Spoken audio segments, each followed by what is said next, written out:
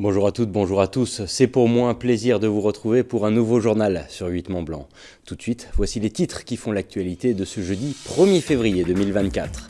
Nous débuterons à Annecy où la colère des agriculteurs ne faiblit pas. Une semaine après le début de la mobilisation, la Confédération paysanne organisait ce jeudi matin une action coup de poing. Nous y reviendrons dans un instant. Et puis il sera également question de sport dans cette édition. Nous irons dans le domaine des Portes du Soleil où se déroulent en ce moment les championnats du monde junior de ski alpin. Reportage complet en deuxième partie de journal. Mais on débute donc encore une fois ce journal avec la grogne de la filière agricole sur le territoire. Alors qu'un millier de tracteurs se sont réunis à Bruxelles ce jeudi à l'occasion d'un sommet rassemblant les dirigeants européens, le mouvement des agriculteurs se poursuit en Haute-Savoie et cette fois-ci, c'est la Confédération paysanne qui monte au créneau.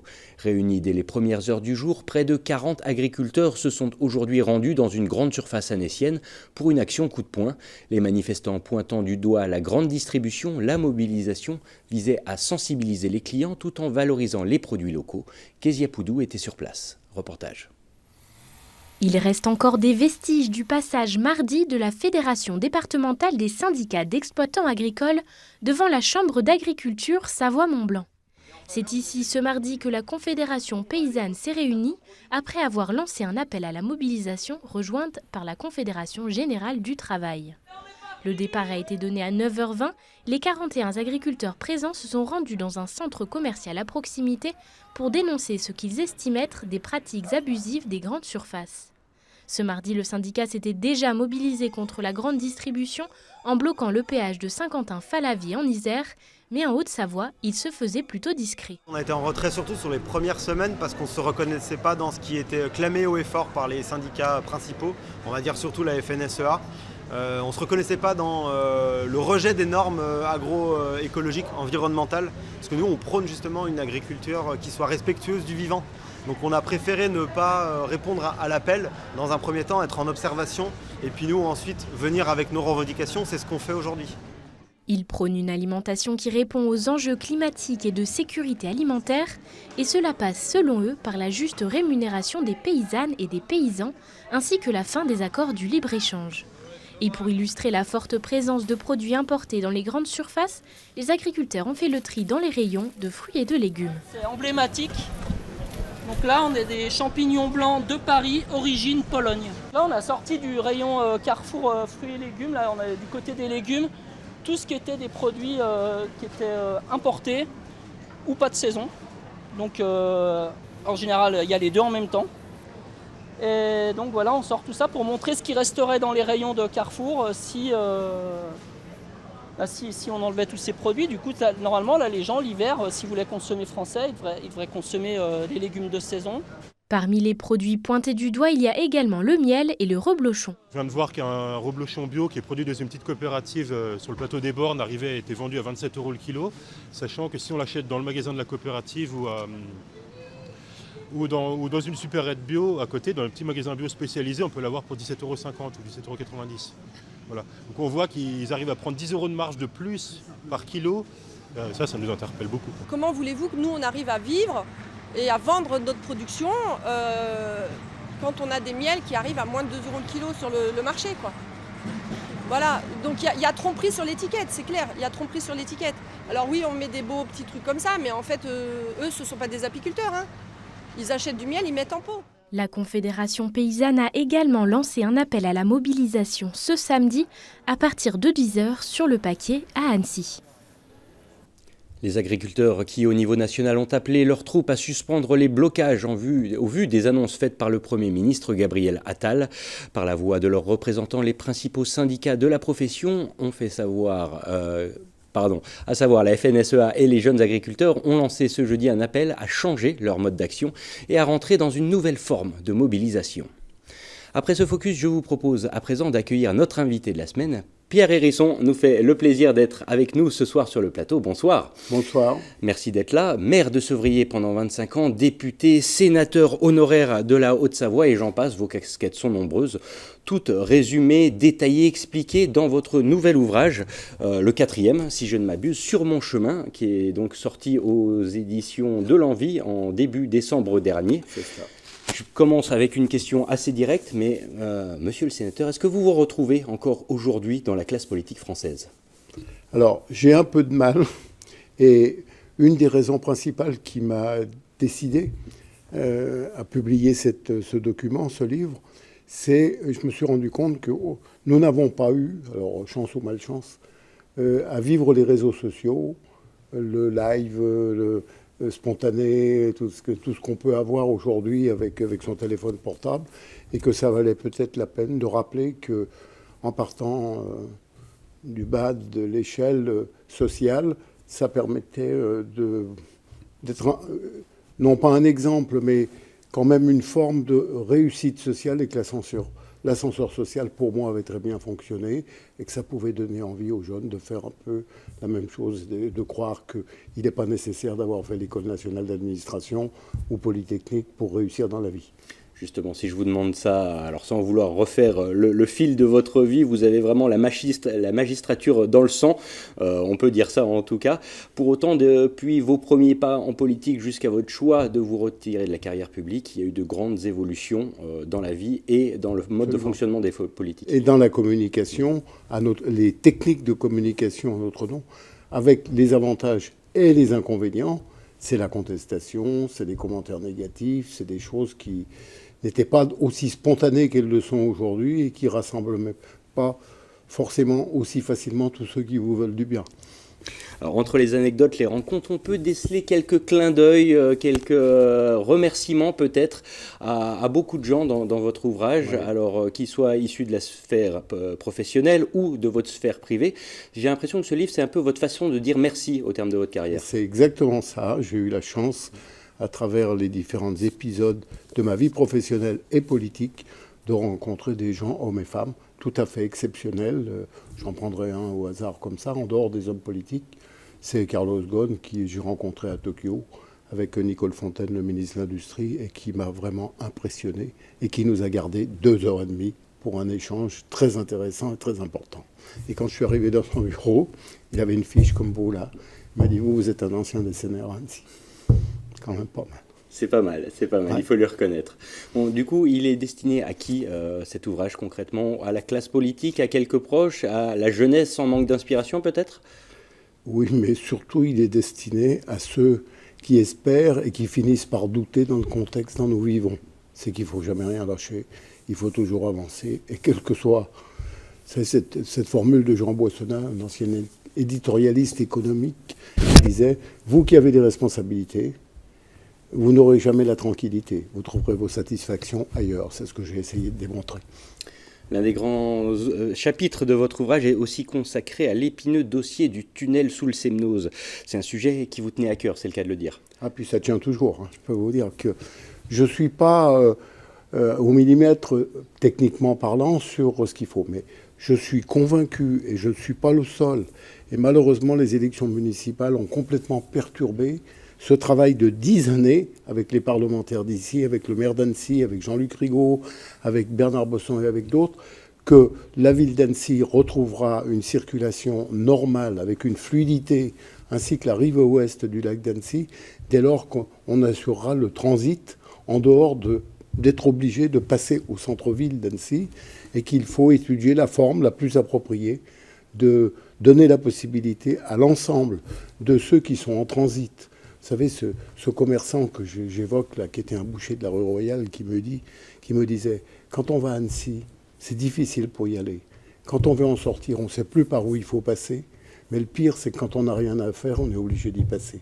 Et je retiens cette idée qui a été malmenée en 2020 par l'arrivée d'un monde écologiste, idéaliste, idéologue, électoraliste, en pensant qu'en proposant aux gens des circulations apaisées, ce qui ne veut pas dire grand-chose d'ailleurs, parce que ce qui compte, c'est la fluidité et la qualité de l'air, la qualité de l'eau en ce qui concerne le lac d'Annecy, et que ce sont des éléments aujourd'hui qui, compte tenu de l'évolution de la technologie, on ne peut plus argumenter en disant que les voitures polluent comme elles polluaient il y a 10 ou il y a 20 ans, que tout le monde ne peut pas aller travailler en vélo, que tout le monde ne peut pas emmener ses enfants à l'école avec un vélo compte tenu de la distance, et que nous avons, à travers ce contournement, une obligation de libérer une fluidité de circulation retrouvée sur l'ensemble de la ville nouvelle d'Annecy.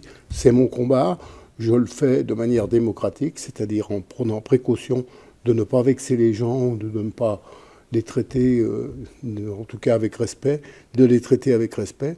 Mais je suis convaincu, c'est d'ailleurs une des raisons qui tient au fait que je suis président de l'Automobile Club du Mont-Blanc, j'ai une belle équipe avec moi, et je pense que l'on peut apporter beaucoup pour représenter tous ceux qui utilisent le domaine public, que ce soit à pied, en vélo, en deux roues, en vélo assisté, en vélo assistance électrique, que vous voulez, mais aussi par tous les moyens de transport, y compris le transport en commun. Le transport en commun doit être amélioré dans Annecy, il doit être sur l'essentiel, sur un réseau en site propre, et puis de grâce, arrêtons de faire rêver les gens de jouer au train électrique, parce que le ferroviaire est une dimension, mais surtout une invention du 19e siècle, alors que le routier est une invention du 20e siècle et qui poursuit son chemin. L'important, c'est de casser cette pollution qui a été beaucoup trop importante par rapport aux véhicules thermiques. Et je trouve que les véhicules électriques ont déjà bien compensé une partie. Et surtout, les améliorations technologiques qui font que les moteurs polluent 4 fois moins ou 10 fois moins qu'avant. Par contre, quand on maintient une fluidité qui est remise en cause par des équipements qui consistent à faire ralentir les voitures en dessous de la vitesse normale pour laquelle ils sont conçus. Un moteur thermique qui est dans un bouchon, il pollue 4 fois plus qu'avec une vitesse réglementée et qui circule normalement entre 50 et 110 km à l'heure dans notre agglomération. Je crois qu'il y a là tous les éléments pour convaincre à l'approche des municipales prochaines, parce que dans 18 mois, on sera en campagne. Je pense que ce que je viens de dire va s'inviter dans la campagne, et nous aussi, et moi aussi. Justement, il n'y a plus forcément de casquettes, de mandats, mais les idées, elles restent. Elles sont à peu près les mêmes que celles que vous portiez déjà dès 2008 face à Jean-Luc Rigaud pour briguer la mairie d'Annecy. C'est ça. J'ai, à l'époque, défendu l'idée des bus gratuits. Je rappelle aujourd'hui qu'en 2008, 7 grandes agglomérations avaient décidé de passer au bus gratuit. On en est à plus de 20. Et je crois qu'il y a des moyens de financer le transport scolaire gratuit. Et je salue d'ailleurs l'initiative qui a été prise des transports en commun gratuits pour la période de juillet-août. J'y ajoute simplement que la taxe de séjour qui a explosé, alors ou à cause ou grâce à BNB, mais en tout cas elle a explosé, que l'augmentation de cette recette permettrait peut-être d'aider à financer les bus gratuits, comme les recettes du casino, qui donneraient un peu de moralisation des jeux, ou des jeux d'argent ou des jeux de hasard, permettraient peut-être de faire circuler gratuitement l'ensemble de notre système scolaire sur le bassin de l'agglomération. La feuille de route est toute écrite. Elle est écrite, j'y crois. J'essaye de convaincre des gens et j'espère que dans le débat démocratique qui va commencer dans 18 mois sur les élections municipales prochaines, franchement, il faut que les gens s'invitent sur ce sujet. Il n'est pas question pour moi, avec le passé et le vécu qui est le mien, de porter une critique générale sur l'action politique qui se développe ou qui se développera dans la ville d'Annecy. Mais sur ce sujet-là, oui, je resterai très attentif et surtout, je ne lâcherai rien. Merci beaucoup Pierre Hérisson d'avoir accepté notre invitation, de vous être prêté au jeu de l'interview et pour votre soutien à notre antenne depuis de nombreuses années, on ne l'oublie pas. Merci beaucoup. Dans la suite de l'actualité, justement, on reste dans le monde de la Savoie et de la Haute-Savoie, mais avec du sport à présent. Un événement à ne pas manquer pour tous les amateurs de ski. Les championnats du monde junior ont débuté... À bientôt. On débutait dans la station des Portes du Soleil, une compétition qui regroupe les espoirs les plus prometteurs des 54 nations et qui se défieront au travers des 6 disciplines représentées. Des championnats innovants. En effet, les épreuves sont cette année réparties sur les 5 stations du domaine skiable et parmi celles-ci, Châtel, où notre journaliste Chloé Lemeur s'est rendue. On regarde son reportage. Ce mercredi 31 janvier au matin, c'est sur la piste du Linga, dans la station de Châtel, que les skieurs de moins de 20 ans se sont disputés le podium à l'occasion du 2e jour des épreuves des championnats du monde junior de ski alpin. Cet événement organisé chaque année par la Fédération internationale de ski permet de mettre en lumière les jeunes talents. C'est aussi et surtout l'occasion pour le territoire qui l'accueille, et en particulier cette année la Haute-Savoie, de valoriser ses domaines skiables. C'était important qu'on remette un petit peu le ski au cœur des Portes du Soleil. Il y a eu historiquement des très belles compétitions et des Coupes du Monde organisées. On avait besoin de remettre le ski au milieu. Et puis la Haute-Savoie nous a tout de suite soutenus dans ce projet. C'est une grosse organisation parce qu'on a quand même 700 personnes dans les délégations à loger, 54 nations. On a dit banco avec les clubs du Chablais, 5 stations, une grosse organisation, beaucoup de mise en place. Et là on est à mi-parcours, on a fait la moitié de la semaine. Châtel a été exemplaire, c'était digne d'une Coupe du Monde parce que le terrain était extraordinaire, ça veut dire qu'il était très bien préparé. Et on a eu le soleil avec. Et on fait des courses fabuleuses. Au total, à Châtel, une cinquantaine de nations ont donc performé sur la piste lors de l'épreuve du Super G Dames, puis hommes. Parmi eux, des athlètes français, environ une centaine. Et si à l'issue des épreuves, aucun d'eux n'est parvenu à se hisser sur le podium du jour, les jeunes bleus ont su malgré tout se démarquer avec le skieur Alban Elesi Canaferina du ski club des sports de Courchevel. Arrivé en 4e position, ce dernier ne perd pas espoir et se penche déjà sur les épreuves à venir. Je reviens bien, là les premières courses en descente ça m'a remis de la confiance. L'année dernière j'ai gagné le géant donc j'ai un titre à défendre, ça va être sympa, ça va être une belle expérience. Et pour le slalom on verra bien, je ne sais pas trop combien je vais partir mais on va tout donner pour représenter la France. J'en ai déjà 2 à la maison mais cette année si j'arrive à en ramener une ce serait déjà beau. Du côté des skieurs au Savoyard, le jeune athlète Edgar Meyer du ski club de la Clusaz a lui aussi su s'imposer dans les 10 premières places en arrivant 9e au classement. Ce mercredi soir marque d'ailleurs la fin des championnats du monde pour lui et il ne retient que le positif de sa dernière journée de compétition. Aujourd'hui l'objectif c'était de prendre un maximum de plaisir tout en engageant, sans se tromper dans les intentions et voilà, c'est plutôt respecté. J'ai loupé un peu le haie, je me suis fait descendre, pris un peu trop de marge au niveau du mouvement de terrain et sur le plat aussi je pense à un peu trop de chemin mais dans l'ensemble je pense que la manche elle est correcte. Les étapes de Châtel et désormais celle des G achevées, il ne reste donc plus que 2 jours avant la fin de la compétition. Celle-ci s'achèvera samedi 3 février à Avoria et Saint-Jean-d'Eau avec le slalom dame et le géant homme. Et voilà ce qui conclut notre tour de l'actualité de ce jeudi. Merci de votre intérêt pour les informations sur notre antenne et merci à toute l'équipe. Tout de suite, vous avez rendez-vous avec la météo de Thierry Paul, mais quant à moi, je vous retrouve demain pour le dernier JT de la semaine. Mais d'ici là, je vous souhaite une agréable soirée sur 8 Mont Blanc. À bientôt.